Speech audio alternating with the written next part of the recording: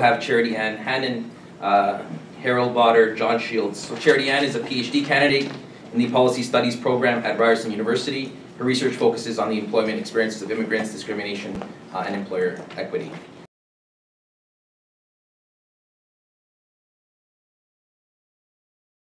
Hello, my name is Charity, and I'm presenting on behalf of a team of three. Myself, John Shields on the side here, and Harold Botter, who's hiding in the back over there. And the title of the project is Towards Equitable Employment for Legalized Migrant Workers in Canada, the role of unions, NGOs, and community activists. And I know that this conference focuses on how precarious labor market arrangements and changes to social policy have exacerbated low-wage and no-wage work. This particular presentation is going to focus on how immigration and border and internal enforcement policies have contributed to the mess that we're in. So, in February, in 2013, Toronto became Canada's first sanctuary city and one of dozens across the world. And this designation mandates the city to provide illegalized migrants with access to city services, including health clinics, schools, emergency services, recreation programs, without the fear of being reported to immigration authorities and subsequently detained and or deported.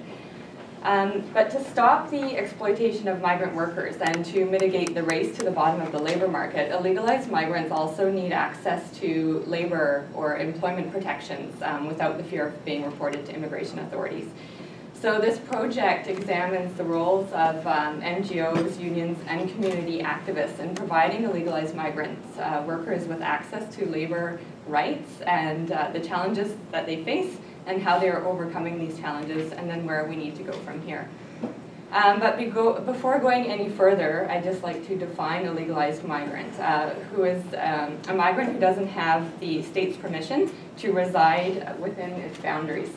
And other terms that have been used to refer to illegalized migrants include illegal, undocumented, precarious, irregular, or unauthorized. And we're using the term illegalized migrant to shift the emphasis away from the individual and towards the recognition of societal processes that situate immigrants in positions of precarity and illegality. So during the past 30 to 40 years, the federal government has enacted immigration policies that make it easier for migrants to become illegal. And these policies also facilitate employers' exploitation of illegalized migrant workers. And although illegalized migrants have resided in Canada since 1869 with the first Immigration Act, more and more migrants are becoming illegalized as a result of Canada's relatively new temporary foreign workers program.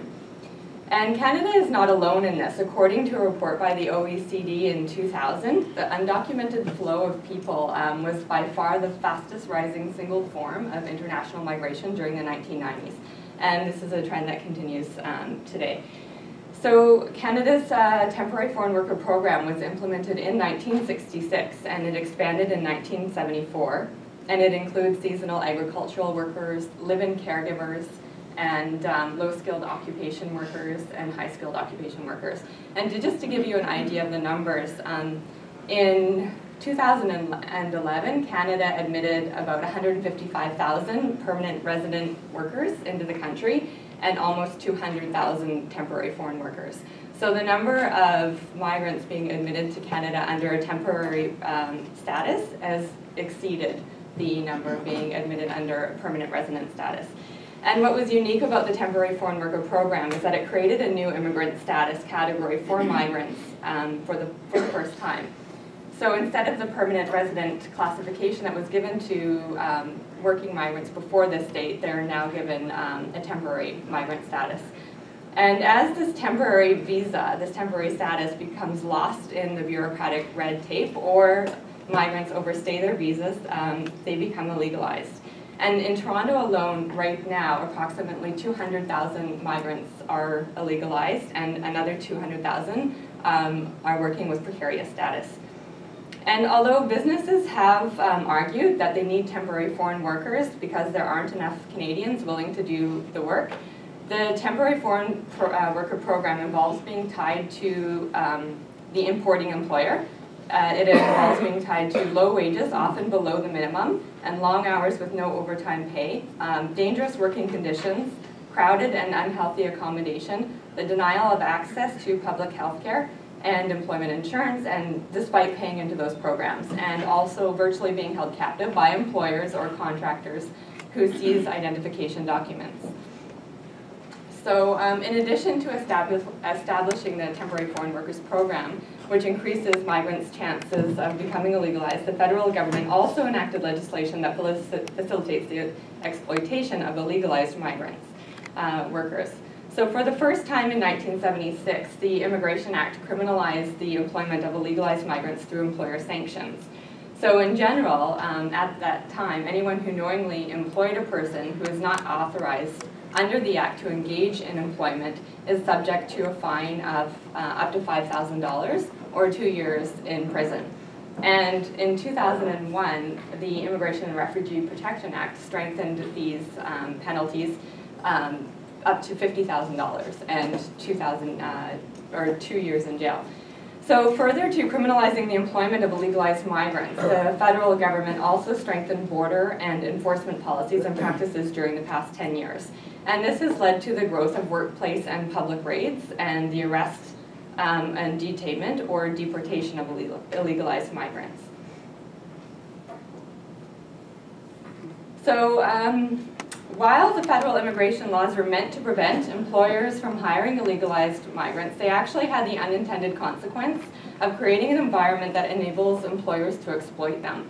And employers achieve this by threatening to call border enforcement or the police on illegalized migrant workers who attempt to unionize, who report unsafe work conditions, or who fight for equal pay.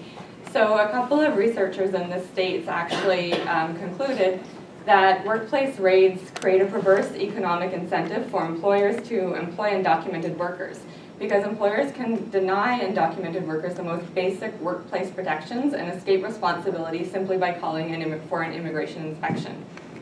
And while the exploitation of illegalized migrant workers violates their employment labor rights, it also facilitates a race to the bottom of the labor market.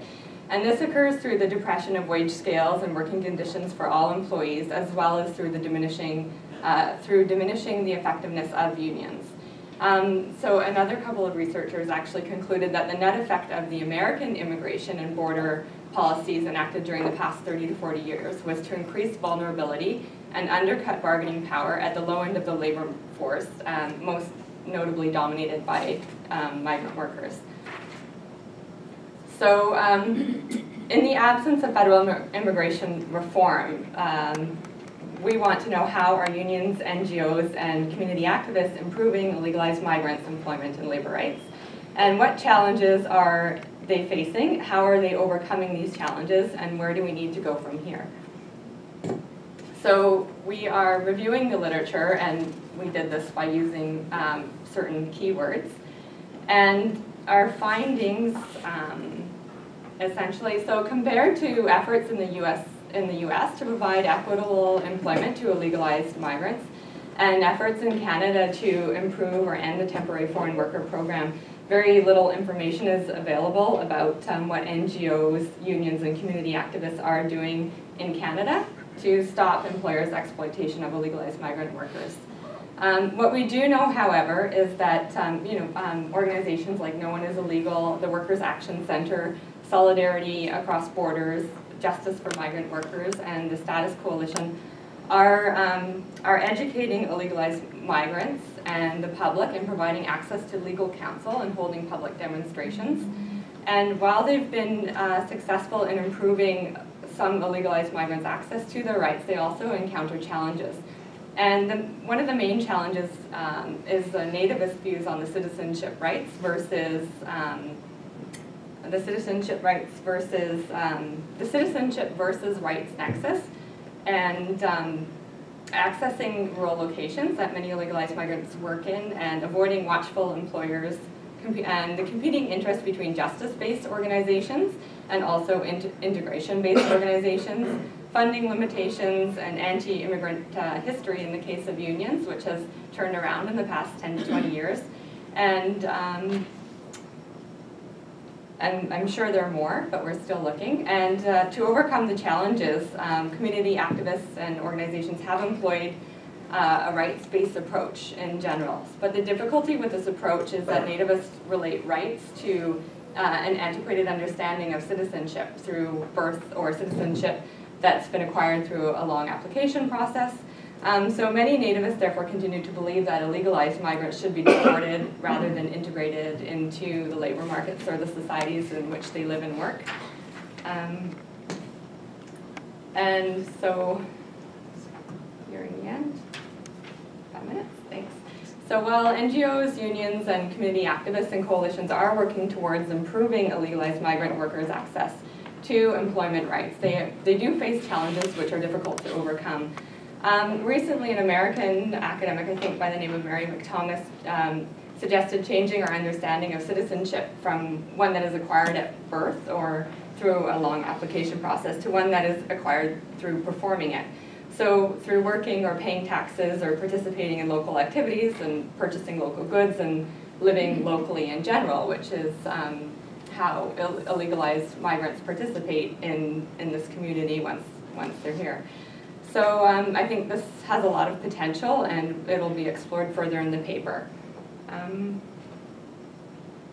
And in conclusion, illegalized migrant workers are here to stay, and unions and NGOs and community activists are succeeding, but exploitation is ubiquitous,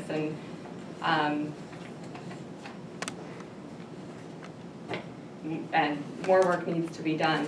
But in the absence of federal immigration reform, Ontario should become a sanctuary province to advance the equitable employment of the legalized migrant workers and mitigate a race to the bottom of the labor market.